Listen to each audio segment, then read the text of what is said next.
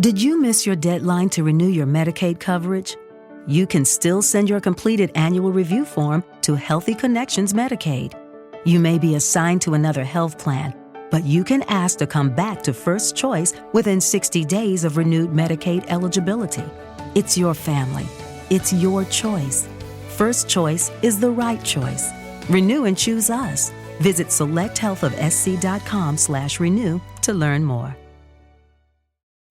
Are you struggling to conceive? You have options, and at Piedmont Reproductive Endocrinology Group, we'll make sure you have the guidance and support you need. PREG is known for individualized fertility care that's unique to every patient. We take the time to provide a reassuring and empowering experience because we believe that you deserve nothing less. Let us help you on your journey to parenthood. Visit us at pregonline.com to learn more. Get the guidance and support you need at Piedmont Reproductive Endocrinology Group.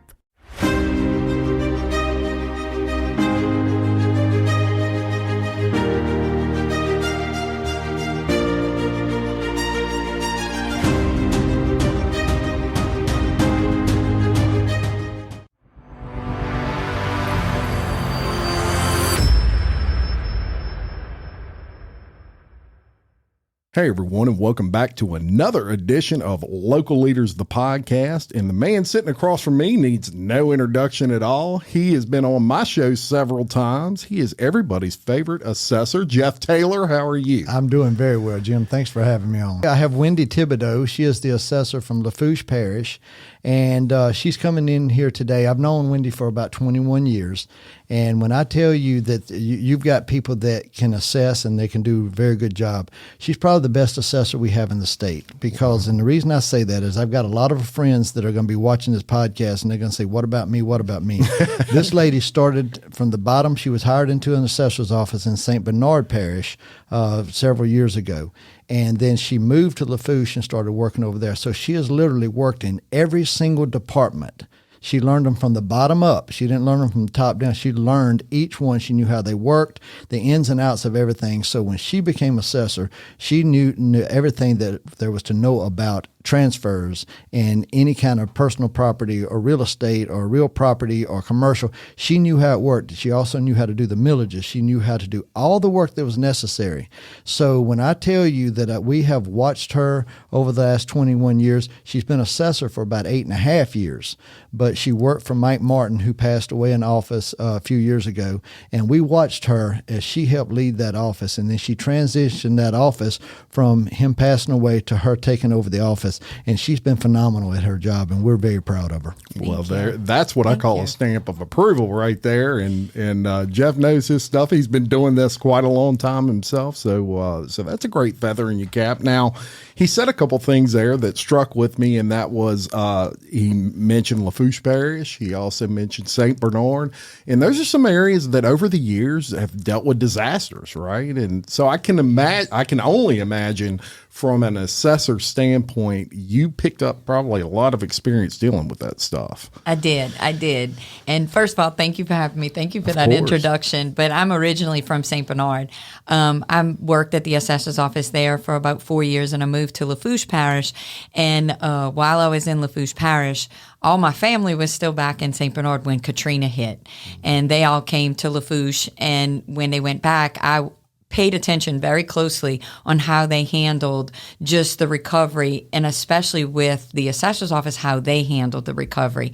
So last year when Ida hit Lafourche Parish, it was very helpful to see how they rebuilt, what worked, what didn't work. And it was very helpful for me to be able to assess and moreover reassess all of the properties in Lafourche Parish. So it was a learning experience in 2005 with Katrina, and I was able to apply that to me being the assessor and reassessing valued property in 2001 with Ida. Absolutely. And just an invaluable experience and kind of trial by fire, but something that you just learn so much from going through things like that. Jeff, you know all about that with the flood, right? Mm-hmm. And I say it to people all the time. When you have people in your local government that have been through things like that, you can't replace that. Can't replace it. Somebody that hadn't been through that, there's a shock there involved. Well, I'm going to say something. You have people all the time talk about the job that we do in our office and everything. If you've got somebody that's new, that this is their first time and they haven't went through an office and they haven't learned how it works, and all of a sudden they just want to be in an office, whether it be sheriff or assessor or clerk of court or parish president, and they haven't been through the fire, they haven't been through a flood, they haven't been through a hurricane, they haven't been through all of those things that were disasters. Yeah. Could you imagine somebody with no experience trying to work the flood? Can you imagine somebody with no experience working what they went through? It's hard enough with the experience that you have. But if you don't have any experience, and I don't know to call Wendy Thibodeaux, who's been through this disaster, and I'm new and I haven't formed a relationship, you get to it, but it takes you a while to get there.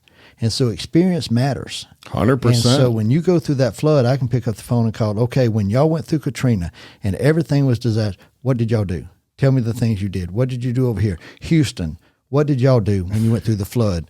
Nashville, Tennessee, you went through a flood. I had built relationships over going with IAAO, going to the state conventions, meeting her, going to classes with her, knowing the type of person she was going to be, that she was going to give me good advice, that she wasn't going to lead me on a rabbit chase. She was going to actually give me the advice that worked for her.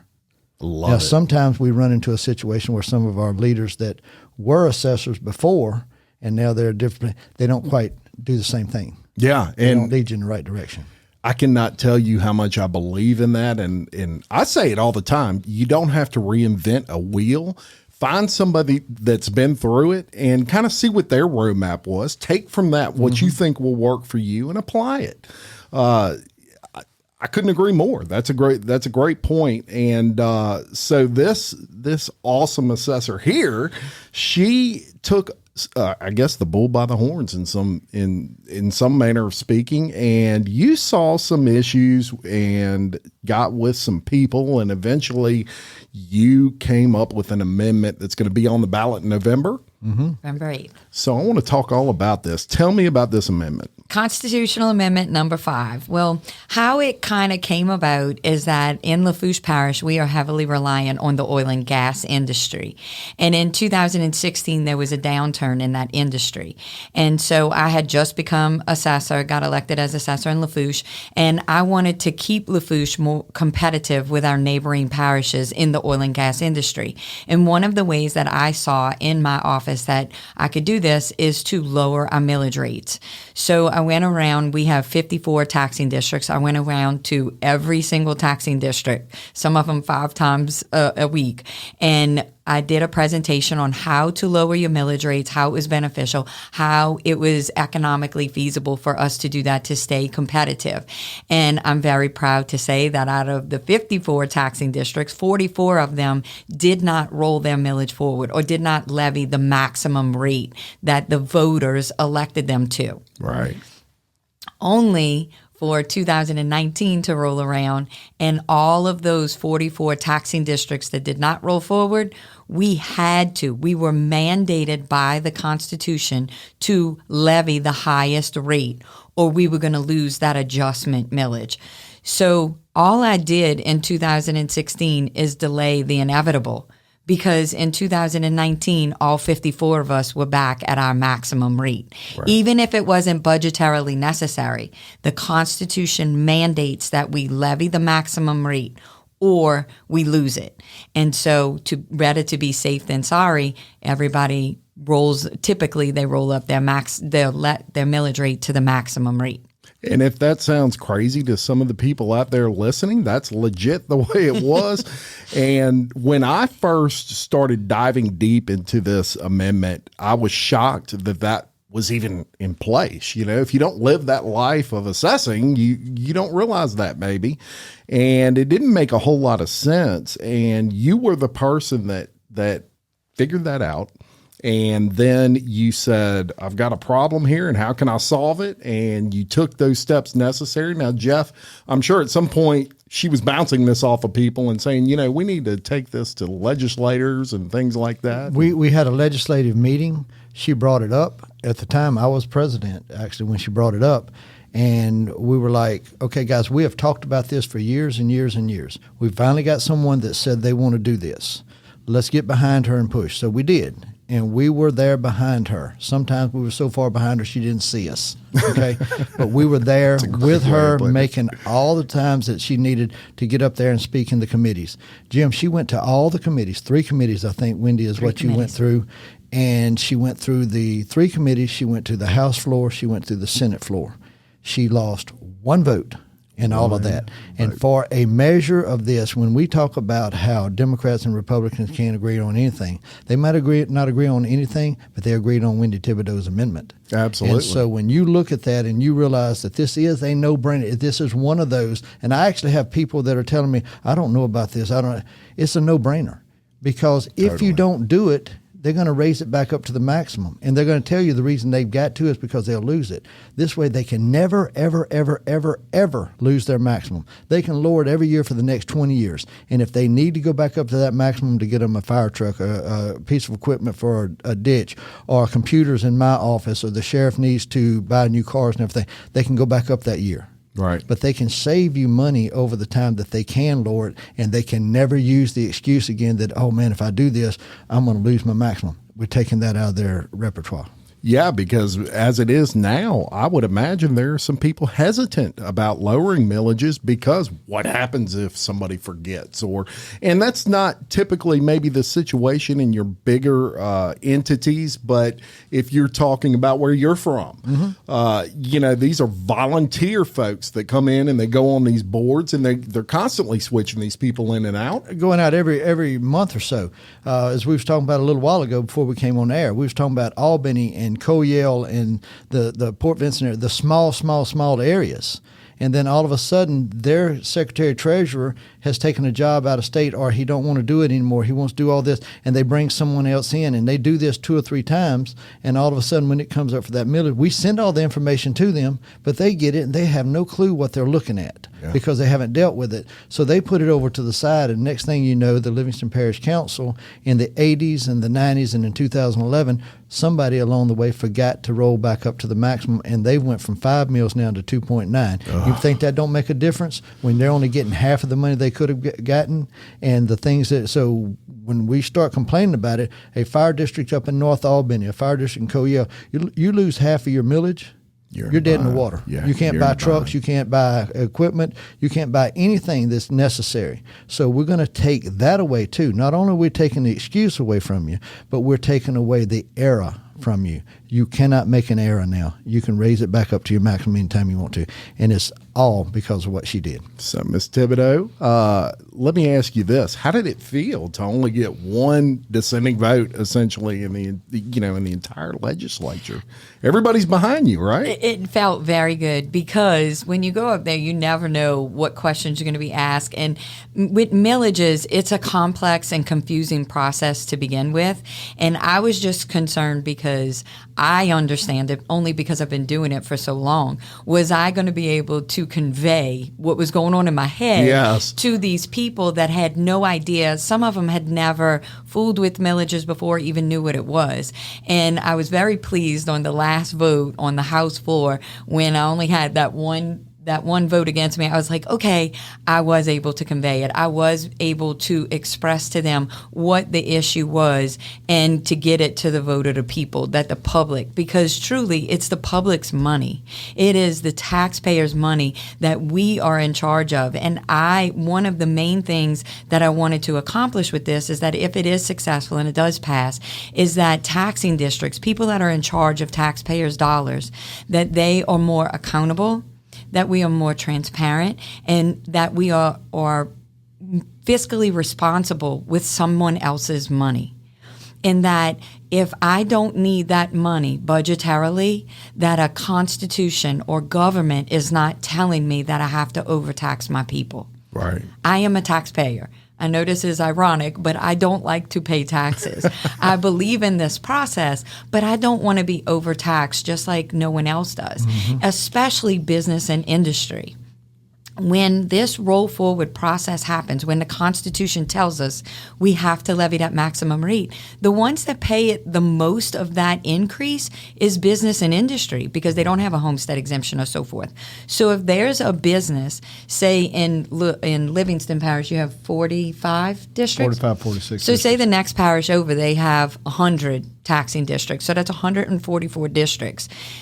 And you own a business in both of those parishes, you are paying 144 roll forwards or increases in millage rates. Wow. If it's not necessary.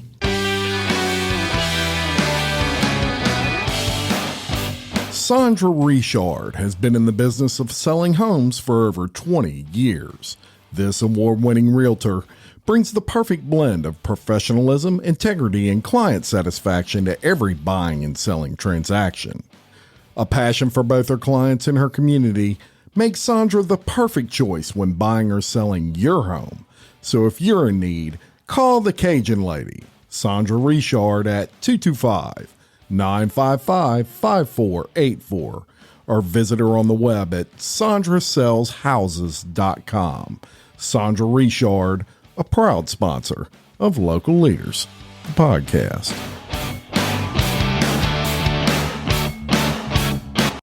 Wow, that's a great way to put that. This exactly constitutional amendment, it can only lower taxes. It will not increase taxes. No. It can only lower the taxes. And that's what I want, is that right now, Louisiana is talking, we need tax reform, tax reform, tax reform. And often I find that lawmakers, they want to incentivize business and industry to come to Louisiana by exempting property and removing money. Yeah. This is one way we can incentivize business to come to Louisiana and make us more economically attractive by correcting something that was done in 1974. Yeah. And it will 49 years. Yes. And I don't, everywhere I go, everybody asks the question, somebody does, why was this put in place? I have no idea why it was put in place. I can't get a straight answer. The closest thing I got is that it was put in as an amendment on a floor vote. They won't even tell me whether it was a Senate floor or the House floor, but it was put in at the 11th hour. And, we can sit here and go, okay, well, why was it put in? I'm not even concerned about that. And anybody that knows me, it's like, okay, it's wrong. Yeah. Whatever the reason, it's wrong and we need to fix it. I use this phrase all the time. We used to smoke in hospitals. We learned that it wasn't good for us, so we don't do it anymore. This is the same thing. Sure. Whatever the reason was, it doesn't matter. It's not good for business. We need to fix it and move on. I love that. And we love things that are good for business around here at Local Leaders. I can tell you that. Now, you get through all that process, and one thing that is important to remember here is it requires a vote of the people. So none of this is going to raise your millage at all. All this does is allows assessors to be able to roll that back up to the maximum that the people already voted in. For my office only. I only get to vote on my office. Yeah. The school board votes for theirs. The sheriff's office votes for his. The fire districts vote for theirs. Everybody has all these different districts. The only one I control is mine. Right. So it gives us the ability to roll back anytime we need to without having to. That's the biggest thing. So it cannot, the only way you can put a millage on people is if the vote of the people. Right. So if it's already in, the only thing this can do is lower them. If they choose to do nothing, if the one of the districts decides, I don't want to do anything, I want to stay at the maximum, nothing changes. But if they decide they want to start lowering it, then all of a sudden, people always tell me, they said, well, you didn't lower it but 10%. You didn't lower your millage, my 8.52. They said, you lowered it 0.5. You lowered it 0.5%. I said, okay, if everybody did. What if everybody lowered their millages by 0.5%? You could be looking at 10, 15, 20% reduction in your tax amount. That's huge. Wrap your mind around that. That's huge. Now, wrap your mind around it. So when they look at you and say, oh, we're not, if we lower our millages and something happens, we're going to lose this. And then you walk out because you've never had any experience with it and everything. You go, oh, well, if they told me, that must be what it is. And then you're looking over at me, and I'm shaking my head going, don't come ask me. A lot of times they'll ask me, we want you to come talk about these taxes. You really don't want me to. Because when I do, I'm going to tell them these things. This is what I'm going to tell them. You're sure you still want me to come? No, that's all right. You stay where you are. So when you're talking about these things with people, this is going to allow them to understand that nothing can happen to raise it. Don't let anybody tell you can raise it. It can't. The only thing this can do is lower it. Yeah. That's it. If you pass a new tax, then we got a new tax. But if the existing taxes right now, the only thing this can affect is the lowering of it. Nothing more. If anybody tells you anything more than that, you've got my number, call me. Yeah. I can explain it. And we'll put his number in the comments. Absolutely. His office number. Maybe. Absolutely. But you can't really hammer it down enough. And I'll tell you, I'll say it again, it will alleviate the hesitancy that someone may have of lowering a millage because they don't have to worry about, well, what if we forget to roll it back up to the maximum? We're going to lose it. And look, has it happened, Jeff? Yes, it's happened. It happened in Albany. It happened in the Parish Council, as I said, in the 80s, the 90s, and 2011. North Park over here forgot to put theirs back on the election one year. They lost 15 meals for 1 year. They had to pass a new tax because they forgot to put the whole thing back on. And so it happens. If you do it this way, it takes that error away. Now, there's going to be people out there that say, well, if they don't do all that, they should have that. No, we have to have money to run government. You have to have money to do your streets and your drainage and everything. You got to have education for your kids. But we do it backwards in Louisiana. In most states, what they do is they say, tell us your budget, and then they tell you how many meals, they tell you how much money they can give you on millage. In Louisiana, we tell you, please tell us how much money you want. And then when you do, here's a budget for you. Wow. So we tell them up front, you're going to get $1 million. And so then they make their budget meet $1 million. They may not need it. Yeah. But if we start to where we get to line item these things, it's going to be a lot better. It sure would. And for you, this required a lot of extra work, right? This is not just your everyday thing and you're going to work and you're assessing. And I mean, this was a ton of work. And shout out to Jeff Taylor over here, who has also been working hard and very verbal here locally with this, even speaking at a council meeting just previous to this. So if you want to check that out, you can go on YouTube and you can just punch in Livingston Parish Council and you'll see Jeff's picture and click on that and you'll hear a good little synopsis of him really pushing this. So I like to see it that the assessors are together on this and they're all getting behind it, and all because you saw something that you probably looked at and said, this don't make a whole lot of sense. No. It started in 2019, and I have to say that is one thing about our association and the assessors. We all stick together when one of us needs something, or if there's a new assessor, or if there is a natural disaster. We all pull together and we all call each other and we all support each other, even in things like a constitutional amendment or any kind of legislation, anything that helps, just because we all know that culturally we have differences, we have different landscapes, we have different, entities that are our tax base, that make up the majority of our tax base. And even though we may not understand it, we are supportive, and we also go to those assessors and it's like, what do you need? And Jeff is the epitome of that in our association. So when this came up and I sat down and I explained it to the legislative committee, he was like, okay, this has been wrong for a long time. We need to get this done.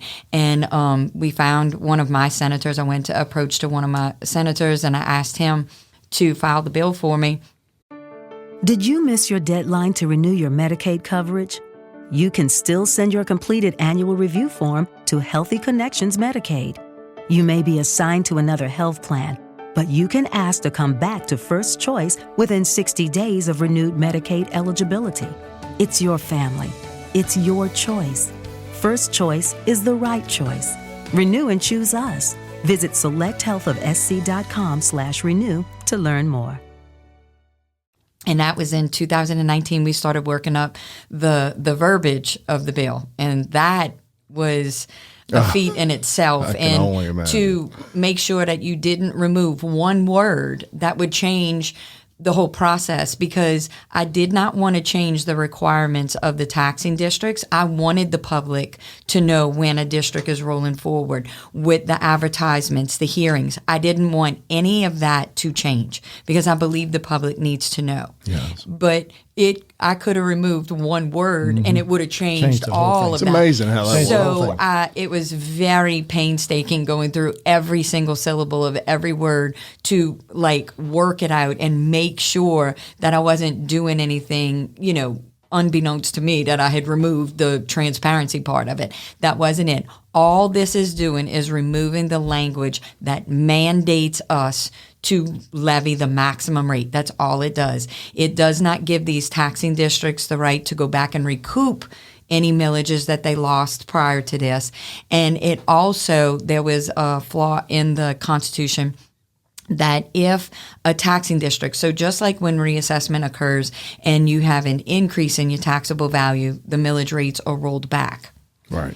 If there's a decrease in the taxable value, the opposite happens. The millages roll up. And what we learned through going through this is that there are districts throughout the state, not here locally, anywhere as close to here, but that happened back in the 80s. And that taxing district was using this mandate to levy a maximum millage rate, an increase above what the voters voted on from the 80s. Wow. What in this amendment, it will also correct that in the next reassessment, if there is an increase, they have to go back to what the voters approved. Very good. Very good. And so much hard Jim, work. she's put so much work into this. This is one of those things that, and I know y'all have heard me here. I've been in churches. I've been in homeowners association. I mean, we need to pass this amendment. In my opinion, probably the most important amendment on the ballot in a long time. In a long, long time. And it's one of those things that you haven't heard me in the paper talking about other amendments before. There's been a lot of assessment amendments that I haven't got out. People call me and I tell them my deal. This is one that is so important that I have talked to everybody. My family is tired of hearing it. Because if we go to a party, y'all need to do this. We had our class reunion the other day. I need y'all to help me on amendment number 5. It's just important because we've worked at lowering millages. We worked at it, and like you said, you do all this work, and then you got to start all over because the 4-year comes and it jumps back up. Yeah. This is going to help so much with this. And then I want to talk to you more later about the centralized meeting of all the districts to where we can all talk about in front of people, because I get a lot of phone calls when I start talking about we're going to have one meeting where all the districts come together and we all start talking about it at one time. But this here is going to help that also. So when they set up the deal, you can lower your millages, and I can tell them then you can lower it because if you ever need it, you can go back up to the maximum. And it's all because of this one. And just seems like a no-brainer, right? I mean, when you really look at it, it just seems like something that obviously should have been done a long time ago, just didn't happen. Who cares why? Who cares why it initially got put on the books the way it did? But now we can fix it. Yeah, I've got a theory. Move forward. No, I haven't went back to study it yet, but I got a theory of what she said a little while ago. What we find a lot of times when we're down at the legislature is that you have a clean bill that comes up. But if somebody really, really, really wants their name involved in that bill, they may not have been a part of that bill at all. But if they see it becomes popular, they will run up to the microphone and put an amendment on it. Yeah. So at that point, their name gets to go on that bill. So somewhere along the line, it happens today. It happens all the time in the legislature. We watch it. We sit in the back and we watch them as they go up to the microphone over and over. But in 74, that's probably what happened. Somebody was back there. He needed to have his name in the paper back home, and so he goes up there and throws his name in there. I haven't been able to research it, but watching what I've watched the last 22 years and in the last few little past here, you will see that a whole lot. And all they want is their name in that deal, and they go on about their business. And then that way they can go back home to all their districts, North Louisiana, where they go, and say, I helped pass this bill. That's right. They read it. They hitching on that wagon, right? My name's right here. My name's, well, how much work do you do on it? Well, I walked up to the microphone. There's my name. You see my name right there. So it happens. Yeah. Okay. So really it's the ones that get in there and fight it from the beginning, Yeah. I mean, that's, that's a thing that you spearheaded, and, I can, from your position, that's something hopefully you'll be able to look back on and be very proud that you were the one that kind of spearheaded that. And I love it that other, in some industries and some jobs and whatever, sometimes people get competitive, and it's like, she's getting all the limelight or something. Look at this guy. He's standing behind you, and he's probably prouder than you are. I am. I mean, Jeff, because when I came in, she was working in the office, and then when the assessor passed away, I actually went to help her in her election. I wanted to help put up signs. Because I knew what she had. I knew her ability. I knew what she was going to be able to do. And so for so long, what do you hear? You hear, well, the assessors, man, they are politicians. They're crooked. They do all this kind of stuff. Yeah. That is one of the statements that really angers me more than that. I work with some really, really, really good people, and there's bad in everything, and there's good in everything. It don't matter what profession you have, you've got them. Very but true. When you see somebody well good said. And you want to see your industry picked up, you go and find somebody like this, and you tout her, and you help her win her election, because you know that she's not just going to sit there and do things the old status quo. She's going to come up with new ideas. Y'all ask me all the time, why do you go out of state to school and y'all go over these things? Because I already know what Louisiana's doing. I go find out what they're doing, and I bring it back over here, and I implement it into my office, and all of a sudden my office, we get really high marks in my office. We do a good job. And so when you see an assessor, if you put two assessors beside each other, one of them says, well, I'm not going to do it right, and if they don't like it, I'll just go run for something else. Or you have the one that says, I'm going to do it right whether it's popular or not, and come hell or high water, I'm going to make sure that this is right, and then I'll let the chips fall. That's what she did. She went in there, she made sure it was right, she fixed it. So yeah, am I proud of her? Absolutely. Am I wanting her to continue to be assessor? Yes. Do I want her to go into other things and just keep on pushing these amendments? Absolutely, because when she brings them to the table, we know she's put thought into them.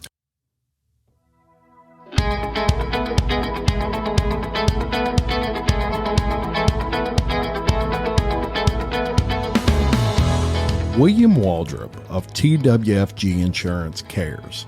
He cares about his customers, their families, and the Livingston Parish community.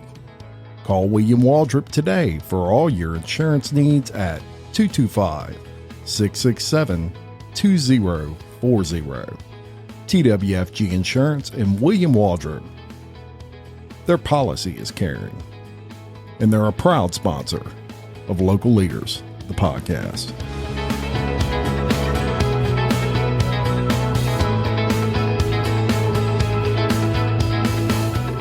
100%. And it's amazing what you can accomplish when everybody works together for a common cause. And that sounds very cliche-ish, but it's true.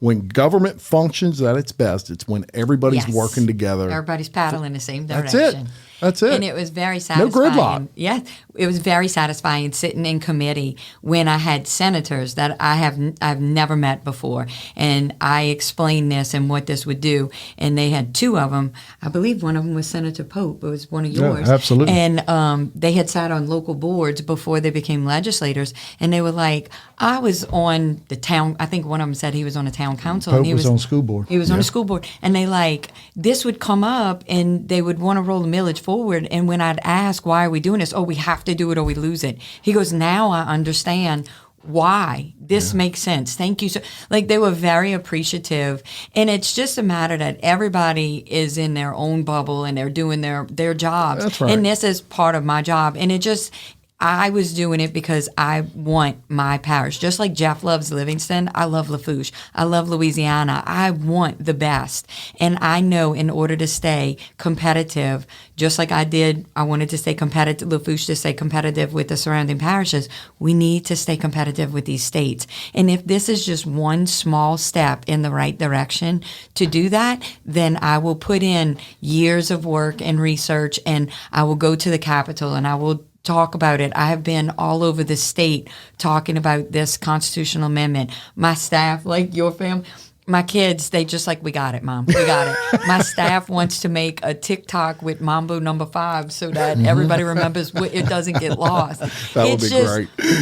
When you believe in something and you know it's the right thing, that's right. Even if it fails, which I'm hoping it won't. But I know that I did everything. I put in 110% along with my fellow assessors. We did everything we could. And as long as I don't have any regret, I don't mind doing what's right. I love it. And we're definitely going to do our part to push this out and let people be educated on exactly, the facts of this amendment. And it's number 5 on your ballot if you're curious about that in November. I want to say one thing. I want to talk to the people of Livingston Parish. I know you go all around the state and you go all over the place. Yeah, but this is my heaviest. This is our heaviest. And when I tell you that we need to pass this amendment, Amendment number 5, as Jim said a little bit earlier, this is probably one of the most important amendments that we've had as far as assessments in years and years and years. And I'm asking you as your assessor, as your friend, as somebody that you know, to support number 5, Constitution Amendment number 5. Let's pass this and let's start getting to a point where we can start getting our millages lowered and we can take that excuse away and we can make it a better place for business to come into our parish. Because if we can lower our millages and everything and it's more competitive, we can bring businesses in. Absolutely. But we can do something here to fix a wrong that's been in for 49 years. We can make it right. That's and it. Livingston Parish is a huge point in this. And I'm asking you to please go out and support Amendment number 5, November the 8th. Definitely supporting this. It just makes good common sense to me. And very happy that you introduced that and pushed it through. I know it was a lot of hard work. You brought up just the verbiage in that sort of amendment has to be perfect, and I know that just from watching parish council meetings. They'll have something that you would think would take a week to draw up, and you got to make sure it's bulletproof and right and legally right. And wow, the verbiage will just blow your mind. Like you said, one word will make all the difference in the world. All the difference. Yeah. So thank you very much. You've done a great job. Maybe we'll see you on the governor's ticket or something one day. Well, you got a future. It's been brought up a time or two. I'll just say that the only one that's not saying yes is her. There you go. So congratulations to you. And Jeff, I do want to bring this up. Now, I go in Carter's quite a bit. And the last several months, I've went in there several times, and I would see Assess the Need out front, and I would tease them every time I walk by, and I'm like, Jeff paying you overtime, be out here on a Saturday. Yeah. So we had people stand out in front since the last time I've talked to you. We had our back to school drive in August, and Jim, I would tell you that we were working at Walmart's for years, for 20 something years. This was our 22nd year to do it. Wow. And so for 21 years, we was at Walmart in front of the stores, and it just seemed that there was always an issue with corporate. You got corporate. They always just have to have an issue. Red tape. And so this year we had our director, Bobby Jo Garan, came to us. She said, what if we tried something a little bit different? What if we go and talk to our local stores? So we went to Carter's, Village Market, and Oak Point, and we said, what do you think? Now, you got to realize that it was a leap of faith because Walmart has such a big volume. They got Walker, Denham Springs, and Watson stores, and that's such a big volume. Yeah. And so we would raise so much money in front of the store, so we were worried about it. Okay, again, Mom gets on the prayer line because every year I don't think it's going to work. And Wendy knows my mom, when she tells you she's praying, she's praying. Never gonna ask him to ask his mom to pray. Yeah, when they know that when Mom's praying. So every year I have to ask Mom. And so Bobby Jo said, let's go try these stores. So we had all of the Carters, the Village Market, and Oak Point. We had our best year we have ever come close to. Almost double the money that we raised in front of the stores was from these stores over Walmart. And so you couldn't blow me back to Walmart. I am fine with where we are. Our locals, we was able to support our local people, and I love doing local business anyway. And so we were raised a lot of money. And so whenever this podcast, it may be already over, but Thursday the 20th of October, I'll do that again, October the 20th, we're having our Assess the Need Chef Showcase. We're bringing in 14, 15 restaurants into Walker. Want you to be there as one of our guests because you always support us so much. Love it. And we're going to have all these restaurants come in. We've sold tables, and we're going to have an auction, and we're going to have enough money to pay for next year's school supply drive. So it's always good when you go into the year knowing that you've almost got it paid for, because it's not a good feeling when you know you're only about 10% of the way. But if you can be 25, 30, 40, 50% of the way to paying for next year, you can rest a lot easier in January. That's a beautiful thing. And shout out to the Canes who absolutely didn't give you any red tape. Absolutely. They said, come on out here and set up. But it was Village Market down in Port Vincent, Carter's, and it was Oak Point. John and Greg and Billy, they all stepped up. So the Canes, their whole family, Greg, John, it was phenomenal. And they not only did they step up, they actually jumped in and started helping us. Yeah. Every morning I'd get there, you would have the guys, they would bring out the ice chest, they'd bring out the tents, they'd bring out the thing. We just had to sit there and basically say, you want to help assess a need? We didn't have to worry about it so much. That's so a beautiful Krista thing. Watts laid us a wonderful foundation. Delia worked real hard to promote it, and Krista laid us a foundation. Bobby Joe picked up where Krista left off, because Krista went back to part-time in our office. And so it just flowed seamlessly. And my employees, phenomenal.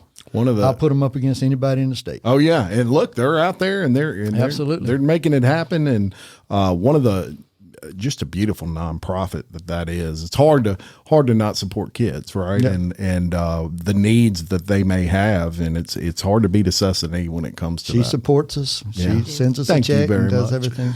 Yeah, just a beautiful thing, and look, people working together. I'd cook, but then that'd be dismal response. We didn't ask her to put her food up Thursday. No. If somebody's sick, I'm like, I'd cook for you, but that would make you feel worse. I'm in tax for a reason. The numbers are nice to me. I love that. Yes, very much. Well, thank you for coming by. Jeff, anything else you want to talk about today? No, I'm just really surprised about one thing, because the last 3 times I come on here, that was all you could talk about for a little while. The hair's gone. Yes. We raised $12,000 to go to St. Jude. We gave the $12,000 to St. Jude, and I'm donating my hair, and so it will go out. My son also did it. His hair was a lot prettier than mine. Mine was just this, and so it's about 50-50 right now, Jim, that some want me to have my hair back long and some of them don't, and but in my household, it's 100% that we will not be going back to the long there ain't hair. no 50-50. No 50-50. No 50-50. So no one liked the long hair. Look, and that was a commitment. I mean, it was a 2.5-year commitment. Wow. Yeah. I loved it, because he would come into the meetings and he was like, my hair. And his mane. Like, no sympathy here, honey. Look. But I have to say, he has political hair. And my family with political hair. You could stand in front of the news camera with hurricane winds and it wasn't moving. That's it. We call it televangelist hair. Love it. And from a bald-headed guy, I'm very jealous. So, very good. And obviously, thank you for that commitment. And Children of St. Jude, if you never toured that facility, absolutely. Wow. It'll change your life just going through there and looking at it, and what a commitment you made to grow your hair out for that nonprofit, and for 2.5 years. That's quite a thing. And so thank you very much for that. Thank you for always coming on. And look, I'll tell y'all, as far as assessing is concerned, and Jeff Taylor, he is someone that loves to get information out there. And sometimes you don't get that out of your elected officials. So we really appreciate it that you come by and fill the public in. And I promise you, we're going to blast it out there. I am so proud of you, and we just met today for the first time, y'all. But this lady right here has really made an impression on me. Working hard, working with other people in the assessing industry, and they are just making some good common sense decisions. So number 5 on that ballot is going to be a constitutional amendment, and we want to support it. Thank you so much for coming on, Jeff. Thank you for having me. Always a pleasure. Thank you, Jim. Thank you. And from everybody at Local Leaders, podcast, we appreciate you listening, watching, and please give us a like on Facebook, all your social media sites that you catch us on. And until next time, I'm Jim Chapman, reminding you to love your community, support local business and local assessors, and keep leading. Thank you very much.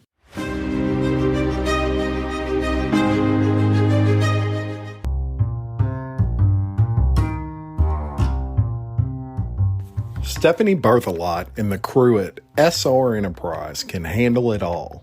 from sheetrock to texture to paint. Give Stephanie a call at 504-432-9284.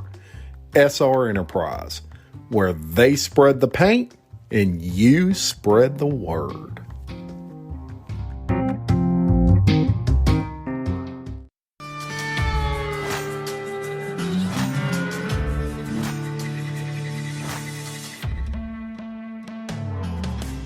BJ Pawn and Gun in Denham Springs wants to buy your unwanted gold jewelry, gold coins, and gold bullion. With 30 years of experience operating in the Livingston Parish area, BJ Pawn wants to be your source when selling your gold. So stop by BJ Pawn today for a no-obligation offer. BJ Pawn, a proud sponsor of Local Leaders, the podcast.